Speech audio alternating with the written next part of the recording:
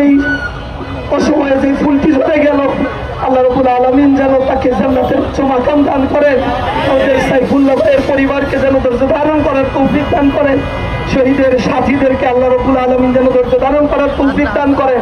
সরকার যদি এর বিচার না করে তাহলে আমরা রাজপথে নামবো, আন্দোলন করব। প্রয়োজনে এই আন্দোলন সরকার হটাও আন্দোলন পর্যন্ত বিলম্বিত হতে পারে। সেজন্য সবাইকে প্রস্তুতি নিয়ে রাজপথে থাকার উদাত্ত আহ্বান জানিয়েছি। সবাইকে বলতে চাই, ইসলামী ছাত্র শিবির সজাগ রয়েছে আধিপত্যবাদের করাল গ্রাস থেকে জনগণের অধিকারকে রক্ষার জন্য। ইসলামী ছাত্র শিবির বাংলার প্রতি ইঞ্চি মাটিকে পাহারা দেবে ইনশাআল্লাহ। বাংলাদেশে আমাদেরকে নিষিদ্ধ করেছিল, 4 দিনও বাংলাদেশে টিকতে পারে নাই। সুতরাং আমাদেরকে শান্ত থাকতে দাও।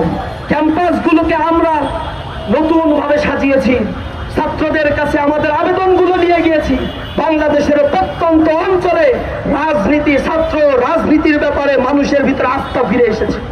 ছাত্র দলের কুকর্ম, বিএনপির কুকর্ম, যুব দলের কুকর্মের কারণে মানুষ আবার আস্থা হারাতে বসেছে। মানুষ ফুসে উঠেছে। অপেক্ষার সময়, যে কোনো মুহূর্তে এটা দাবানল হয়ে যাবে, উঠবে। আগ্নেয়গিরি রক্তপাত যখন বিস্ফোরিত হবে, তোমাদের নাম নিশানা খুঁজে পাওয়া যাবে না।